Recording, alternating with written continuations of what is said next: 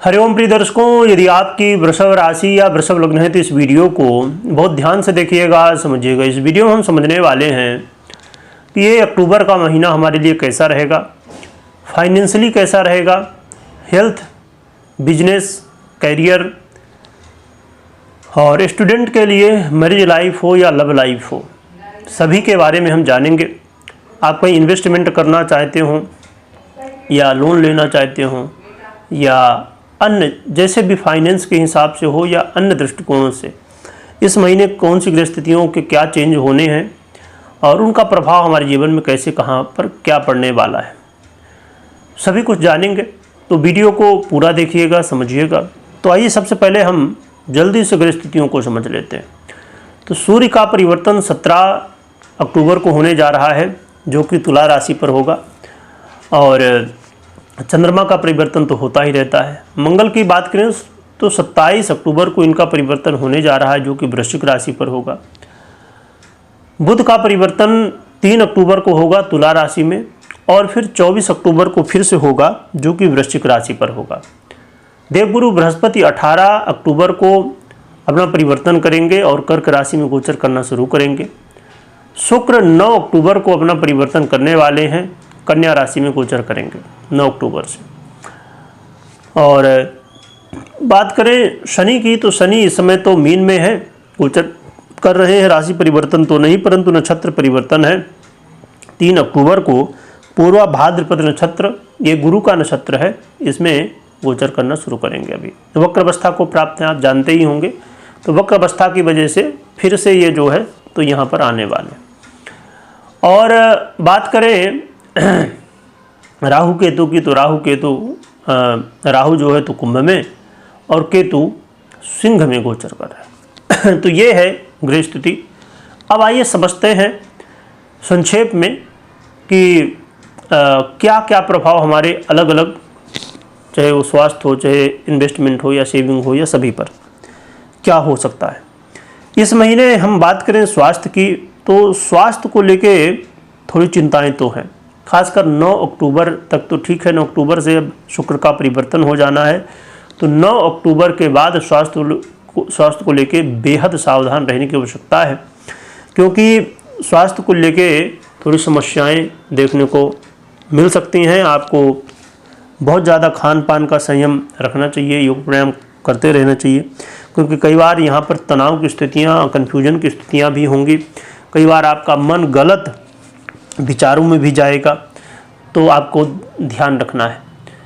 और आपको अपने योग प्राणायाम करना है, और साथ में समय समय पर जो है तो अपने चेकअप वगैरह यदि हेल्थ के कोई हों तो उन्हें भी कराते रहिए। और इसमें हेल्थ इंश्योरेंस वगैरह भी लेके रखना चाहिए, क्योंकि हेल्थ इंश्योरेंस यदि लेके रखते हैं तो इसमें बड़ी हेल्प हो जाती है। यदि कभी भगवान की कृपा से आवश्यकता ना पड़े, पर यदि पड़ती है तो बड़ी हेल्प हो जाती है इसमें। और देखिए, खान पान बहुत महत्वपूर्ण है, आपकी दिनचर्या बड़ी महत्वपूर्ण। दिनचर्या यदि बेहतर है ना, तो हेल्थ में संभावना रहती कि बेहतर रहे। अब जो है तो होना ही है, पर काफ़ी ज़्यादा डिपेंड करता है हमारी दिनचर्या, हमारी जो पूरे दिन की एक्टिविटी हो कैसी है। तो इस चीज़ का भी ध्यान रखिएगा, खान पान का ध्यान रखिएगा। और इसके अलावा आप यदि चाहते हैं सेविंग करना, कि आपको SIP करना है, म्यूचुअल फंड में इन्वेस्ट करना है, तो इसके लिए जो समय है वो 1-2 अक्टूबर का समय ज़्यादा बेहतर है। और उसके बाद का समय जो है तो 24 तारीख तक का समय मीडियम है।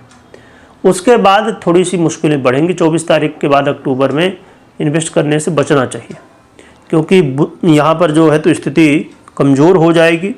और उसकी वजह से वैसे तो आपको ये कोशिश करना चाहिए कि 1-2 अक्टूबर का समय ज़्यादा बेहतर है, बाकी मैंने बताया ही कि मीडियम रहेगा इधर बीच का समय।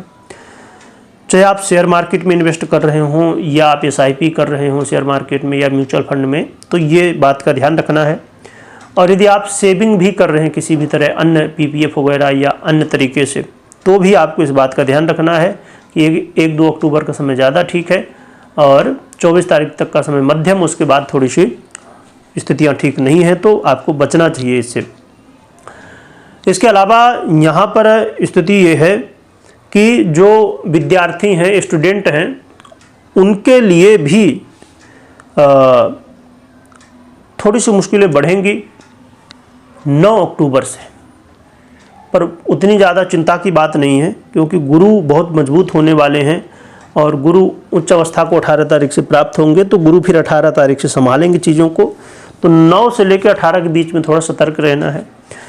तो स्टूडेंट के लिए तो सामान्य स्थिति कही जा सकती है, परंतु जो लव पार्टनर है उन्हें बहुत सावधान रहना है। लव पार्टनर के लिए मुश्किलें इस महीने बढ़ेंगी और आपस में वाद विवाद, यहाँ तक कि कई बार यदि गृह स्थितियाँ आपकी पर्सनल कुंडली की अच्छी नहीं है, दशाएं वगैरह अच्छी नहीं है और शुक्र की स्थिति आपके कुंडली में और बुध की स्थिति अच्छी नहीं है, तो यहाँ पर अलगाव की स्थिति, ब्रेकअप की स्थिति भी होने की संभावनाएं हो सकती हैं।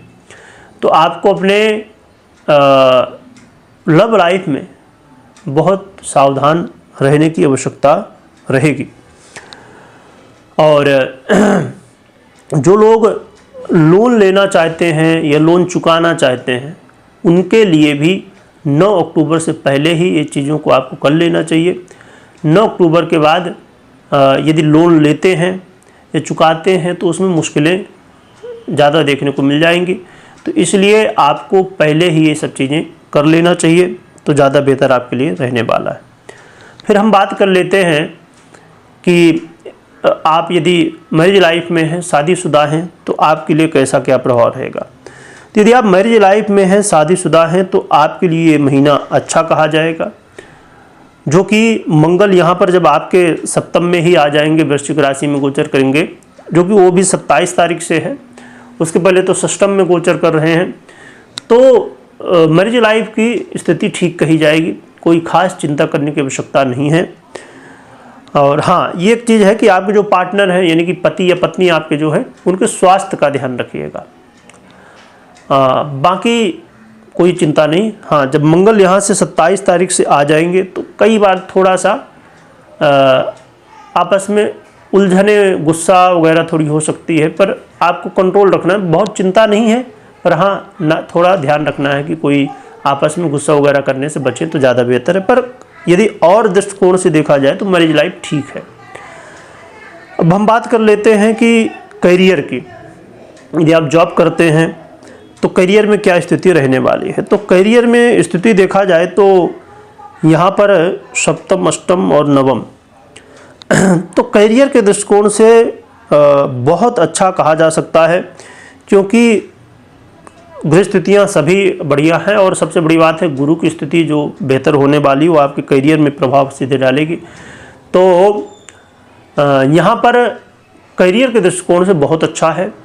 यदि आप जॉब करते हैं, आप अपने जॉब में ग्रोथ चाहते थे, यानी कि सैलरी बढ़ाना हो, पद प्रमोशन हो, तो यदि आप प्रमोशन चाहते थे, सैलरी इंक्रीमेंट चाहते थे, या आप जॉब के लिए बार बार प्रयास कर रहे थे पर जॉब नहीं मिल रही थी, तो जॉब मिलने की संभावनाएं बढ़ेंगी इस महीने और ग्रोथ होने की भी संभावनाएं बढ़ेंगी।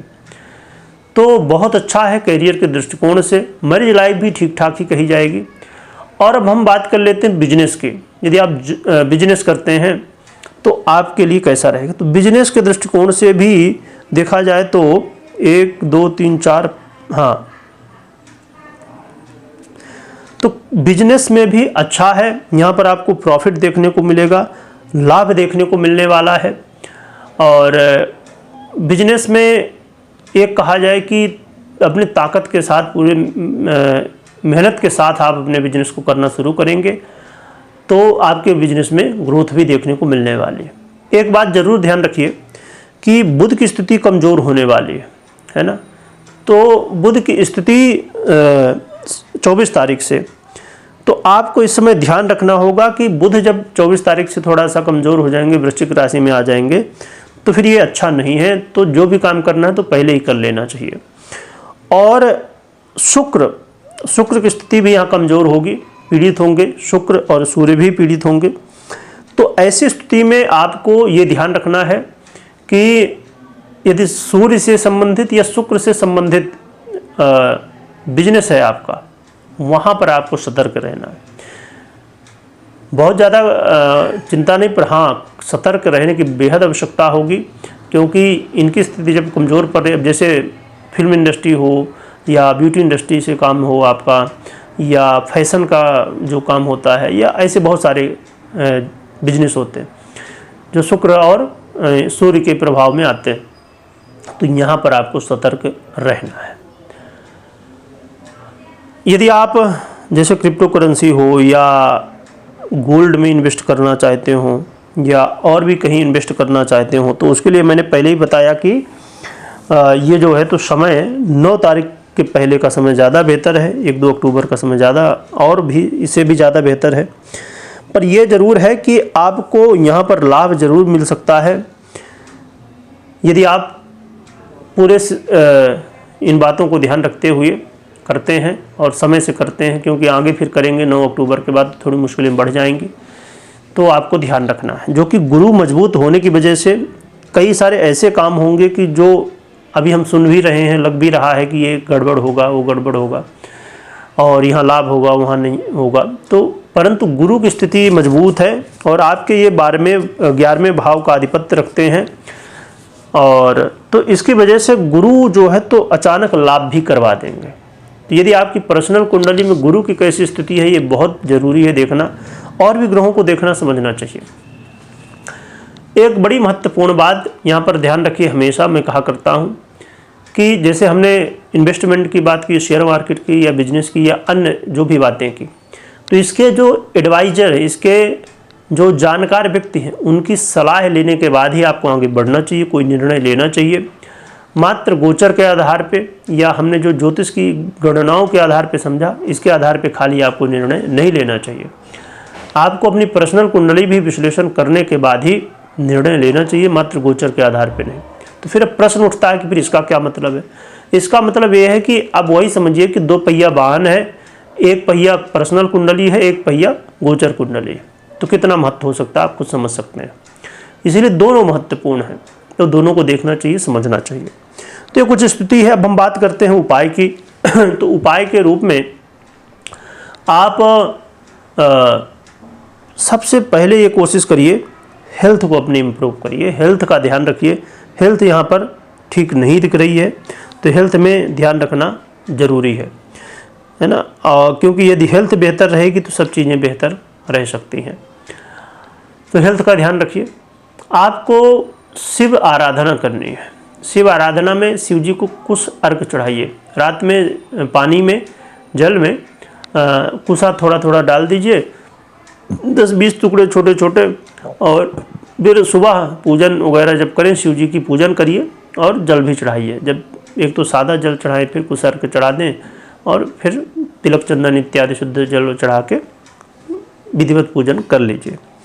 तो शिव आराधना करिए, और साथ में माँ लक्ष्मी के मंत्रों का, ओम श्री महालक्ष्मी नमः या अन्य मंत्रों का, और संभव हो तो श्री सूक्त का भी पाठ कर सकते हैं, और हनुमान चालीसा भी करिए साथ में, तो और भी ज़्यादा बेहतर है। तो ये उपाय आप कर सकते हैं। बाकी आप अपनी कुंडली के अनुसार उपाय ज़रूर करें, और कुंडली में ज़रूर देखें क्या कैसी परिस्थितियाँ इस समय चल रही हैं। और इन सब के लिए, जैसे शेयर मार्केट हो या इंश्योरेंस हो या आपको इन्वेस्ट करना हो, इन सब की लिंक जो है तो आपको वीडियो के डिस्क्रिप्शन में मिल जाएगी। तो वहाँ पर आप जाके चेक कर सकते हैं और वहाँ से समझ सकते हैं। बाकी जो जानकार व्यक्ति हैं इसके, उनकी सलाह लेने के बाद ही कोई भी निर्णय लीजिएगा। वीडियो देखने के लिए बहुत बहुत धन्यवाद।